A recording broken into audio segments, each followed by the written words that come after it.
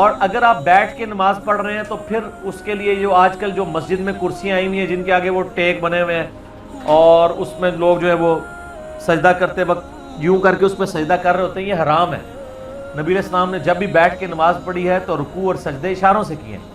سنن ابی داؤد میں حدیث ہے کہ نبی صلی اللہ علیہ وآلہ وسلم جب بھی اونٹ پہ بیٹھ کے نماز پڑھ رہے ہوتے تو آپ رکوع اور سجدے سر کے اشارے سے کرتے تھے، تھوڑا سر جھکاتے تھے رکوع کے لیے اور اس سے تھوڑا زیادہ سجدے کے لیے۔ حالانکہ آپ علیہ السلام سامنے کوئی ایک پھٹی بھی رکھ سکتے تھے، اس پہ سجدہ کرتے۔ تو فزیکلی سجدہ نہیں کرنا ہوتا جب آپ بیٹھ کے نماز پڑھ رہے ہوتے ہیں کسی کرسی کے اوپر مجبوراً گھٹنوں کی تکلیف کی وجہ سے۔ آپ زمین پہ بیٹھ کے پڑھ رہے ہیں پھر تو آپ ظاہر زمین پہ سجدہ کر لیں گے۔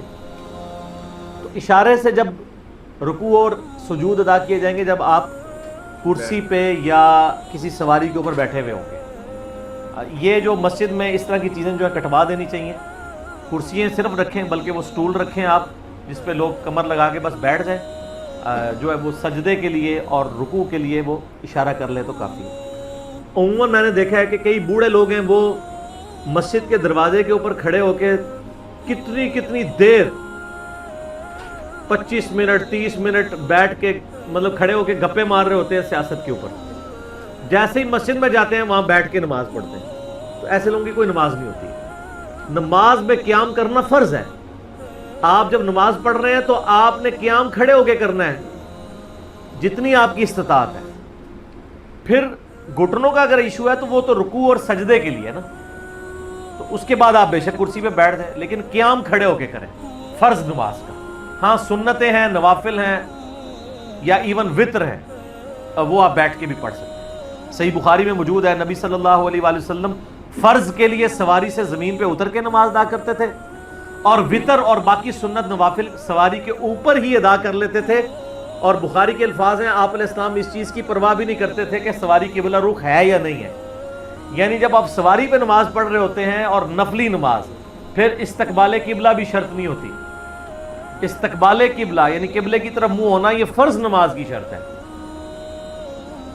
اور فرض نماز کی یہ بھی شرط ہے کہ آپ سواری پہ نہیں پڑھیں گے، اتر کے پڑھیں گے۔ البتہ کوئی ایسی سواری ہے جس سے اترنا ناممکن ہے، جیسے بحری جہاز، ریل کار، ہوائی جہاز، تو اب آپ پھر اسی میں نماز پڑھ لیں، لیکن اس میں پھر آپ کو فرض نماز کے لیے قبلے کے رخ کا اندازہ مقرر کرنا ہوگا۔ عموماً ٹرین بھی سیدھی چل رہی ہوتی ہے، ہوائی جہاز بھی سیدھے ہی، کہیں ایک موڑ آتا ہے وہ بھی بہت بڑا موڑ ہوتا ہے۔ آپ یہ کہ سعودی ایئر لائن کے جہاز دیکھیں نا، انہوں نے باقاعدہ بالکل پیچھے جو ٹیل ہے نا وہاں پہ مسلح ڈال کے نماز پڑھنے کی جگہ بنائی ہوتی ہے، اور باقاعدہ سامنے اسکرین کے اوپر ڈسپلے ہو رہا ہوتا ہے قبلہ اس رخ پہ۔ جہاز میں تو عموماً سیدھے ہی اڑنا ہوتا ہے، وہ تو گھنٹوں تک اپنا رخ نہیں بدلتا، تو قبلہ بھی چینج نہیں ہوگا۔ تو ٹرین ہو یا ہوائی جہاز یا کشتی وغیرہ جس سے اترنا ناممکن ہے تو آپ نماز ادا کر سکتے ہیں اسی حالت میں۔ لیکن اپنی گاڑی ہے جس کو روکنا پاسبل ہے تو پھر آپ اس سواری میں آپ کی نماز نہیں ہوگی، آپ روک کے نماز پڑھیں اور بہتر ہے نمازوں کو جمع کریں، سنت بھی ہے۔ نماز کے لیے گاڑی روکنے کی ضرورت بھی نہیں پڑتی۔ آپ کتنا لمبا سفر کر لیں گے، 5-6 گھنٹے سے زیادہ سفر تو عموماً ہم نہیں کر رہے ہوتے اپنی نارمل لائف کے اندر، تب بھی کوئی نماز قضا نہیں ہوتی، کیونکہ ظہر کا وقت مغرب تک رہتا ہے۔ ظہر اثر آپ کسی بھی وقت جمع کر سکتے ہیں، تو ظہر کا وقت تو آج کل 12:10 پہ آلموسٹ داخل ہو رہا ہے، اور مغرب ہو رہی ہے 7:20 پہ۔ 7 گھنٹے تک آپ کسی بھی وقت ظہر اثر کو جمع کر سکتے ہیں، تو آپ کو اتنا ٹائم نہیں ملے گا، مل جائے گا، اس سے پہلے ہی آپ پہنچ جائیں گے۔ اور مغرب اور عشاء غروب آفتاب سے لے کے فجر کا وقت داخل ہونے تک کسی بھی وقت مغرب اور عشاء جمع کر سکتے ہیں، وہ تو 10-12 گھنٹے بنتے ہیں، تو جس ٹائم مرضی آپ کریں آپ کر سکتے ہیں۔ نمازیں قضا ہوتی ہی نہیں ہیں، یہ لوگ ایویں مصیبت میں پڑ جاتے ہیں، پھر وہ گاڑیاں رکوا رہے ہوتے ہیں۔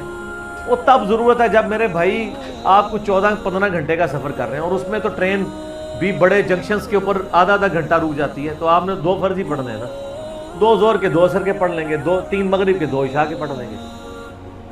تو سجدے کی حالت میں بات کہاں سے کہاں نکل گئی؟ آپ ہاتھ کی انگلیوں کو نارمل رکھیں گے، نہ بہت زیادہ کھلی ہوئی نہ بالکل جوڑ کے۔